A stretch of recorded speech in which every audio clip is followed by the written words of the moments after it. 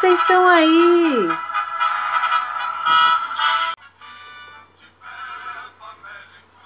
Eu estava aqui ouvindo a música da Internacional Comunista e pensando: será que eu sou marxista? Será que eu sou comunista? E você? Sabe que ideologia é essa? Minha gente, nem o dicionário explica isso. Marx é uma das figuras mais brilhantes da história da humanidade. E tem muita gente que faz confusão com essas ideias aí. Na aula de hoje, nós vamos falar um pouquinho mais a respeito dessas ideias marxistas. Vamos conhecer um pouquinho da teoria e ver como é que na prática as ideias marxistas elas foram sendo colocadas. Vem comigo e você vai saber mais. Mas antes de ir direto para o nosso vídeo falar sobre Marx e sobre as teorias marxistas, quero convidar você que já está gostando do nosso vídeo a dar o seu curtir aí, a se inscrever no nosso canal e compartilhar com seus amigos. Faça isso que vai ajudar a espalhar o nosso conteúdo para mais pessoas terem acesso e a gente vai aprender cada vez mais. Trabalhadores Unidos. Eis que a gente vai encontrar agora um pouquinho mais sobre as histórias de Marx, um dos maiores sociólogos aí, filósofos da história da humanidade, e que nós não pretendemos aqui esgotar, né, os nossos estudos e as nossas falas com relação a ele. Nós sabemos que hoje nós temos pesquisa suficiente aí para mais de um século de debates a respeito das ideias de Marx, e não sou eu, né, quem vou dar por satisfeita aí a discussão. Então, essa é só a primeira parte da nossa discussão aí a respeito de Karl Marx, e aí no próxima aula a gente dá continuidade, tá certo? Mas antes de apresentar para vocês, né, a história de Karl Marx e as ideias, né, marxistas aí, vamos falar um pouco sobre essa cena de tempos modernos. Carlito liderando uma manifestação. Gente, essa é uma das primorosas cenas em que Carlito aparece solitário, branindo uma bandeira, seguida pelo quadro que mostra a participação aí, dele em uma manifestação por liberdade e união. E isso oferece a nós elementos para reflexão sobre a experiência política nos tempos modernos. A possibilidade de manifestar pensamentos próprios ou de fazer reivindicações nem sempre foi vista com bons olhos pelos nossos governantes. As liberdades de expressão, de pensamento, de oposição fazem parte das transformações da estrutura política dos tempos modernos. No entanto, ainda há lugares onde esses direitos não são realidade e outros nos quais são limitados. Sobre as reivindicações dos manifestantes aí da cena, é interessante e importante também a gente notar que Chaplin escolheu justamente dois ideais que a modernidade procurou integrar. Um é a liberdade e o outro é a união. A liberdade, ela chama pela questão do indivíduo, enquanto que a união vai nos chamar pela questão do coletivo. Então, na visão de Durkheim e na visão de George Simmel, que nós falamos aí nas aulas anteriores, a percepção que a modernidade está associada ao aumento do individualismo e à diferenciação social. Porém, nós vamos ver que agora, nos nossos estudos com Marx e Engels, nós vamos apontar novas formas de solidariedade que o mundo moderno trouxe à tona, né? Que são a formação dos partidos políticos, das organizações sociais, dos sindicatos e etc. Enfim, nós estamos no campo do associativismo e da participação política dos cidadãos na construção das sociedades democráticas. Hoje, independente de você querer ou não participar de uma manifestação, nós sabemos da importância, da necessidade que essa manifestação ela tem nos dias de hoje. Então, não podemos fugir, né, de pensar nessas manifestações. na nossa sociedade, na nossa cidade, na nossa escola. Já tivemos acontecimentos aí semelhantes a esses, onde nós tivemos que nos unir, né, para lutar com relação aí àquilo que a gente acredita ser o melhor para a nossa sociedade. Quando nós, em nossa sociedade, nos sentimos aí a necessidade de realizar passeatas, greves, comícios, paralisações, nós vamos estar despertando aí para lutar por dias melhores, reivindicar os nossos direitos, né? Buscar uma melhoria na nossa sociedade, no nosso trabalho, né? Então, isso vai fazer a diferença, porque nós não vamos conseguir absolutamente nada se nós também não estivermos fazendo a nossa parte de reivindicar. Então, independente de você acreditar nas teorias de Marx, independente de você participar ou não desses fenômenos, dessas atividades aí revolucionárias, esse é um assunto que com certeza vai cair em qualquer prova de vestibular, em qualquer temática a ser discutida na universidade futuramente. Vocês vão estar sendo lembrados, né, de buscar na memória de quem foi as ideias, que ideias são essas as de Marx, tá? Então, fiquem sempre atentos a isso. E agora a gente vai, então, apresentar, né, para vocês quem é Karl Marx. E aí eu vou aproveitar para indicar a vocês um filme, tá? Chamado Jovem Karl Marx. É um belo filme e que vai estar, né, trazendo aí um pouco da biografia de Marx. Então vai retratar aí o período de 1842 até 1848, quando ele escreve o Manifesto Comunista. O filme aborda aí a respeito da amizade dos dois rapazes na época, Karl Marx e Friedrich Engels, e também fala um pouco das influências, né, que teria vindo aí de base para os trabalhos de Marx. Então vale a pena ver o filme. O filme vai estar fazendo essa abordagem, essa narrativa aí bem interessante, com algumas falas, alguns trechos e algumas realidades aí que perpassam essa figura mitológica de Marx. Então nós deixamos aí essa dica para vocês. Espero que vocês possam aí ter a possibilidade de assistir. E aí a gente então aproveita para começar a falar um pouco da biografia dessa pessoa fenomenal, né?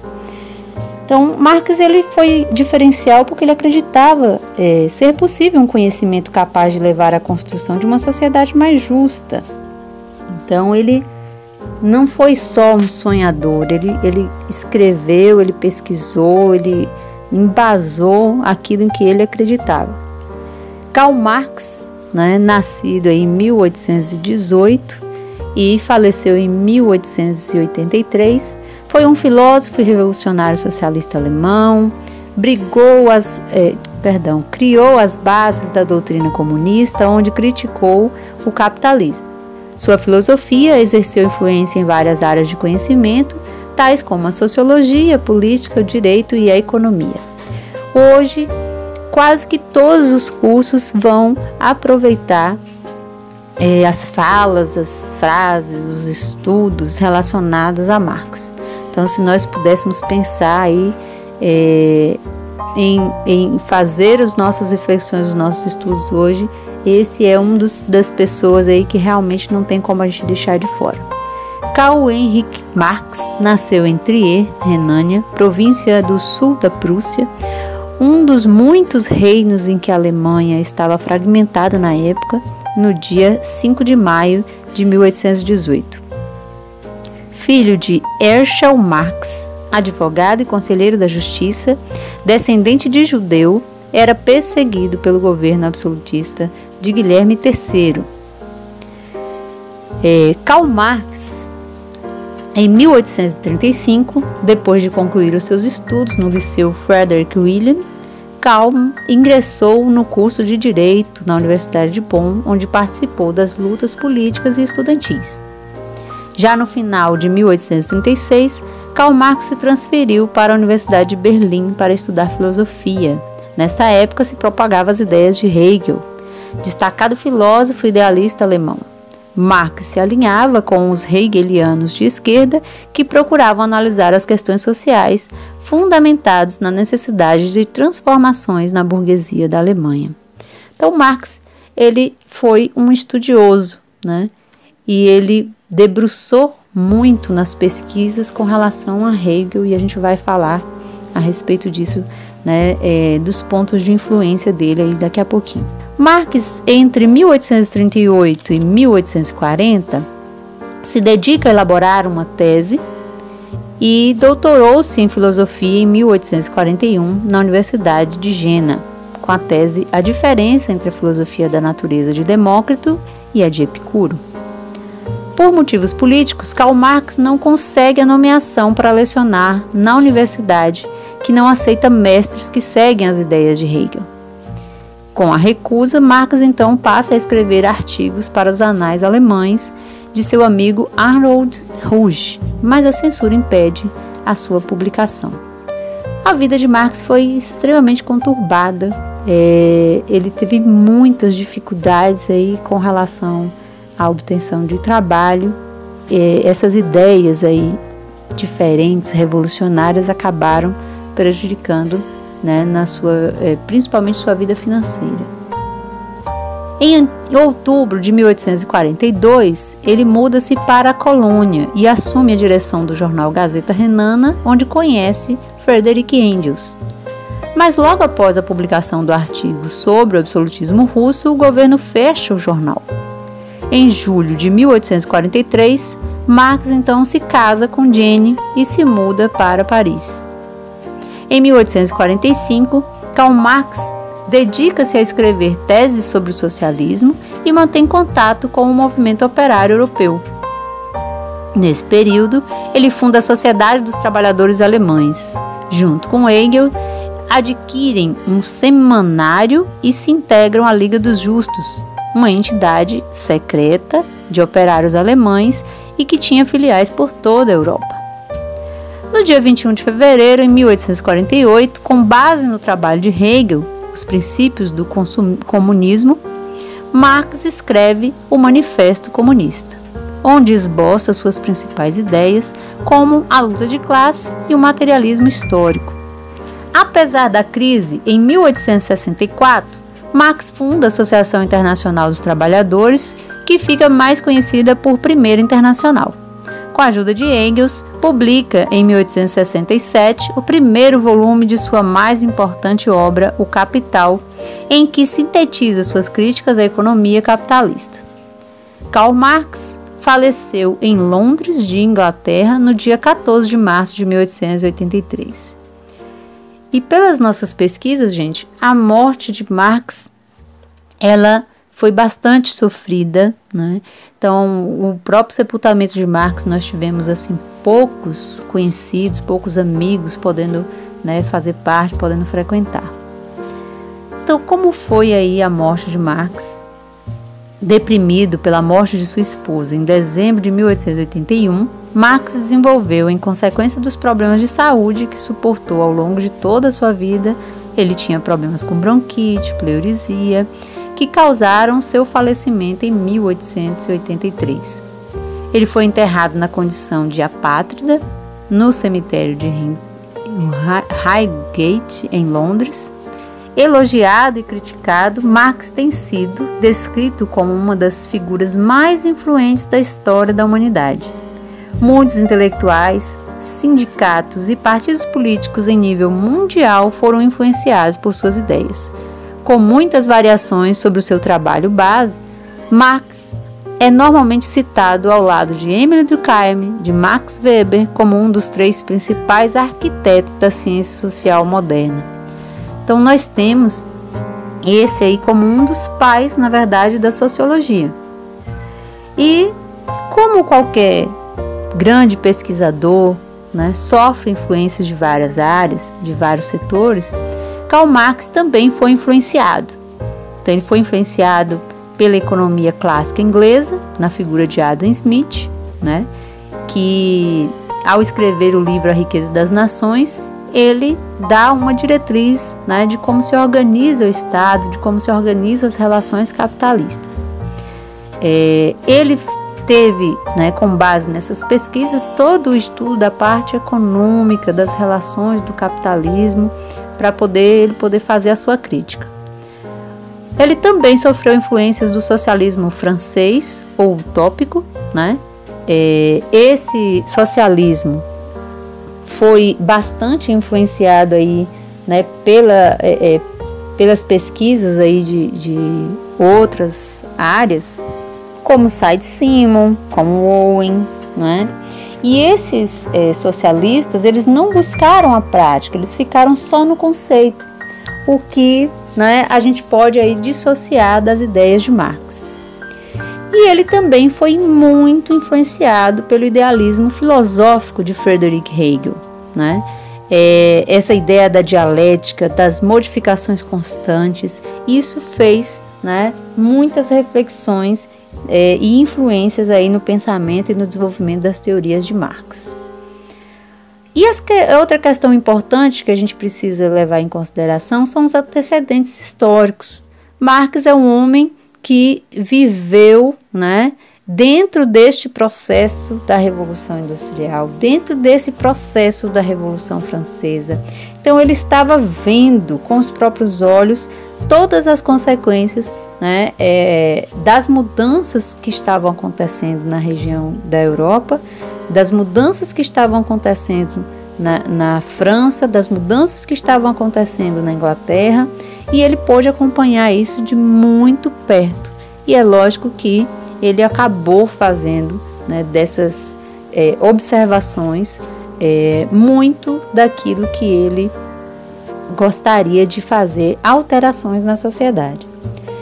Bom, Marx ele escreve, né, várias obras. Entre as mais conhecidas, nós temos aí o Manifesto do Partido Comunista, ou Manifesto Comunista, como é conhecido, como é chamado, e temos o Capital, tá?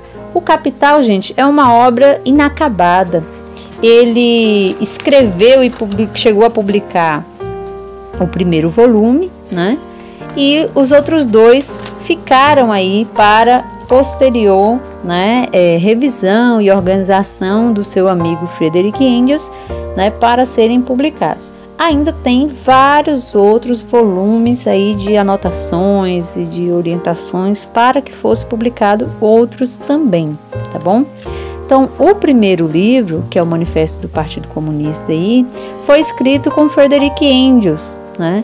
Foi publicado em 1848 e tornou-se um marco para o socialismo científico.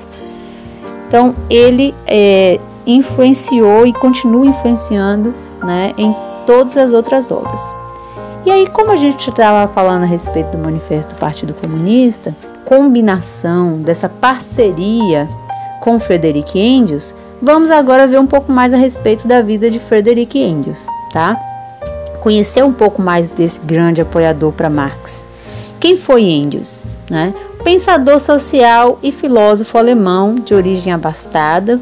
Ele foi aos 22 anos trabalhar na indústria têxtil, onde seu pai era acionista, então ele acabou convivendo com diversas pessoas dentro, né, da indústria, né, observando o trabalho dos operários, observando a situação deles, se inspirou a escrever o seu primeiro livro, A Situação da Classe Trabalhadora na Inglaterra, de 1845. Friedrich Engels tornou-se parceiro de Marx na escrita do Manifesto do Partido Comunista e também tornou-se suporte financeiro e emocional até da família de Karl Marx por muitos anos. E aí nós temos muito a respeito disso também aí abordado no filme. Voltando aí ao Manifesto Comunista, que Friedrich Engels escreve juntamente com Marx, esse Manifesto Comunista, ele hoje é traduzido para centenas de línguas, considerado um dos tratados políticos de maior influência do mundo. Então, muitos dos levantes políticos aí foram inspirados, né, nessa escrita de Marx, e o Manifesto do Partido Comunista, ele apoia né, uma transformação, né? E essa transformação passa aí por um governo transitório, um governo que seja diferente desse que nós temos normalmente hoje.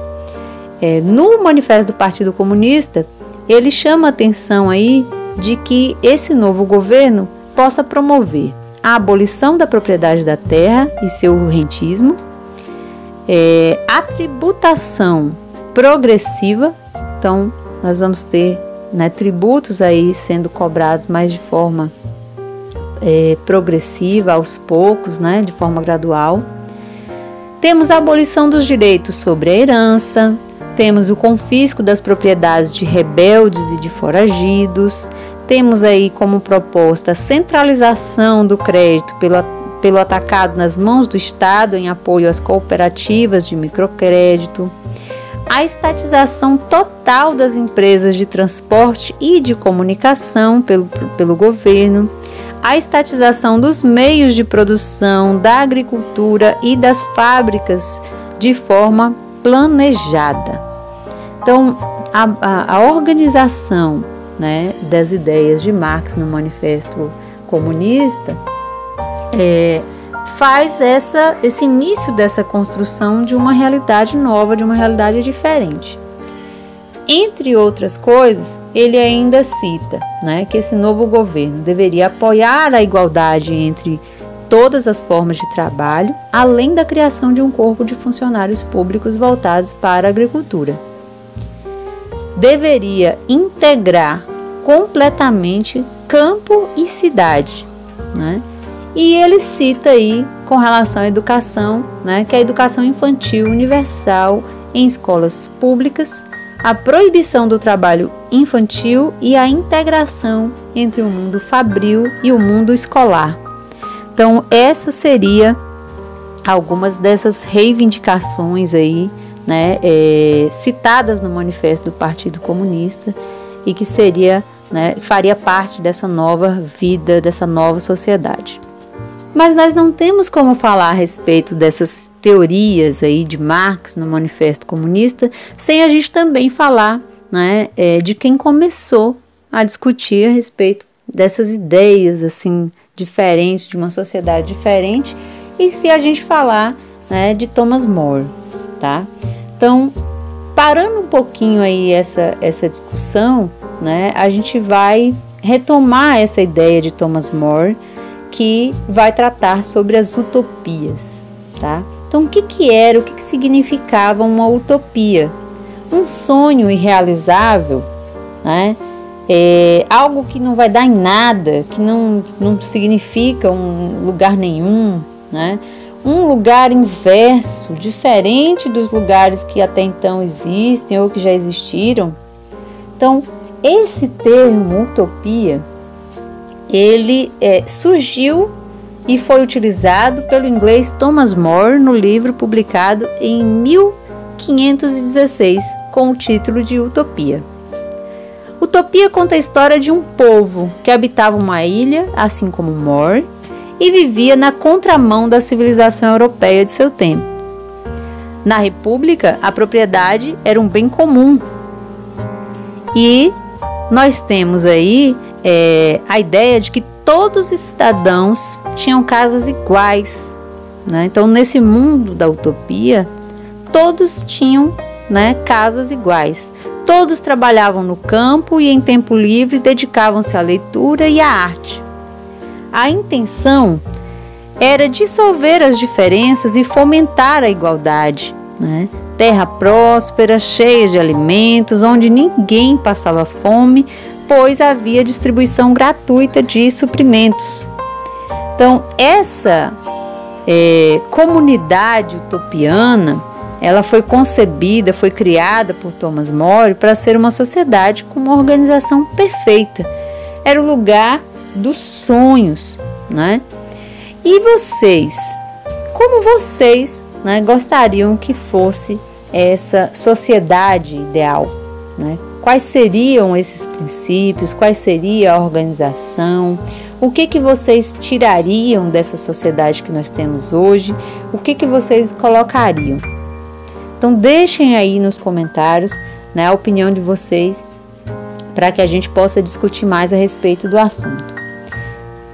Nós vamos falar agora um pouco mais a respeito da cooperação à propriedade privada, né? Então, como é que para Marx nós temos esse processo de cooperação, né, e de surgimento da propriedade privada, né, chegando?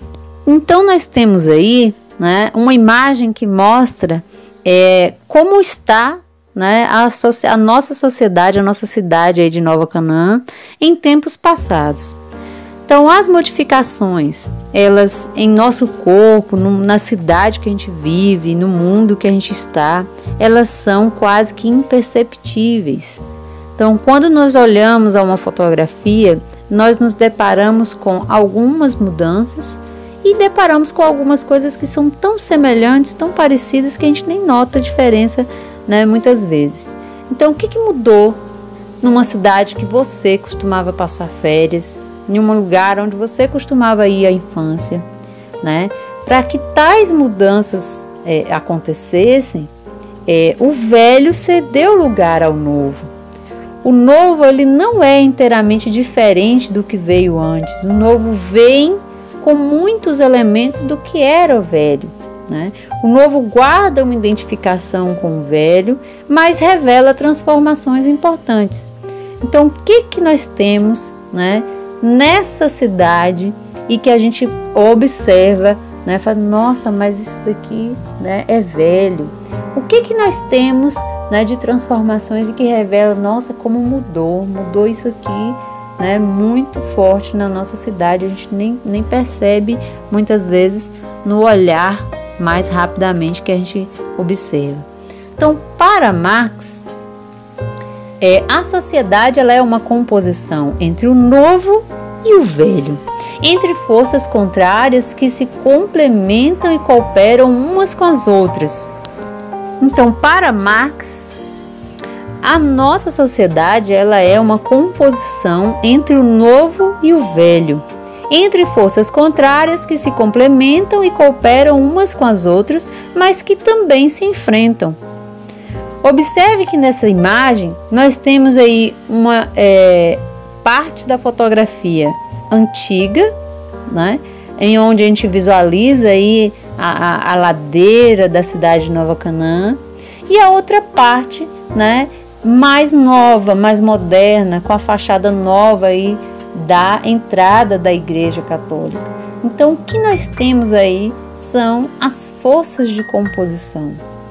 Na nossa sociedade, nem tudo se modificou, nem tudo foi dispensado, né? Então, a história na humanidade, ela é uma história de embates entre o velho e o novo, entre os interesses de grupo, né? E essa sociedade humana, ela é fruto da cooperação e do enfrentamento. Muitas vezes nós vamos cooperar uns com os outros e muitas vezes vamos enfrentar. Não quero que modifique, né? Não concordo que modifique. Então, esse é o papel das discussões aí de Marx para o nosso cotidiano. Se de um lado nós temos a cooperação, temos a solidariedade, esse espírito de participação dos indivíduos, do outro, Marx diz que nós temos na nossa sociedade, né, o âmbito do enfrentamento, do conflito. As pessoas precisam também se enfrentar, precisam desse conflito. Por quê? Porque na nossa sociedade nada é estático e nada é para sempre. Então, os governos não são estáticos, os governos não são para sempre. As políticas não são estáticas, as políticas também não são para sempre. A educação não é estática e ela também não é para sempre. Então, Marx chama a atenção de que nós somos animais sociais que dependem da cooperação uns dos outros, mas que nós somos animais eternamente insatisfeitos. Nós estamos sempre buscando melhoria, buscando uma transformação, buscando algo, né, que me satisfaça. Então, a transformação de si e do mundo podem ser alcançadas pelos únicos animais que trabalham e intervêm no mundo de forma criativa, nós, seres humanos. Nós somos capazes de transformar a nós mesmos, nós somos capazes de transformar o mundo em que nós vivemos e nós somos capazes de fazer isso de forma bastante criativa e significativa. E para isso Marx vai recorrer a exemplos das sociedades primitivas.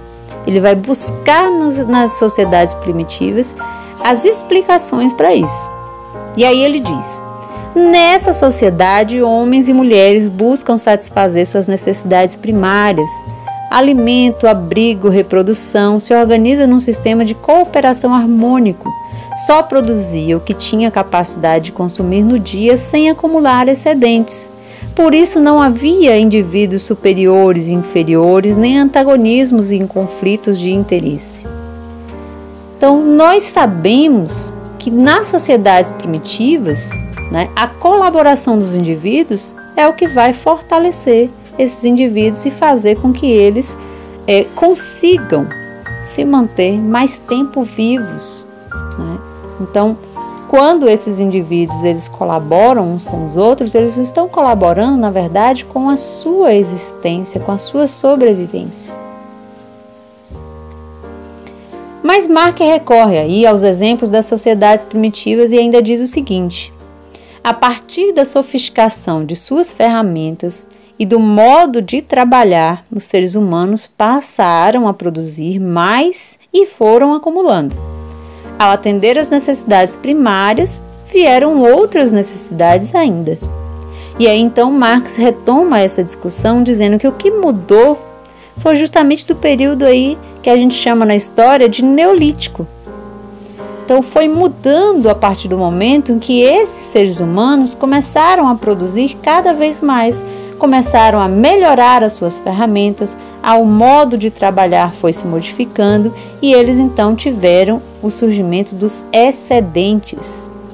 Esses excedentes que não eram suficientes para dividir a todos, Então começam a pensar e a separar materiais não para todos, como era no início do processo aí das sociedades primitivas do Paleolítico.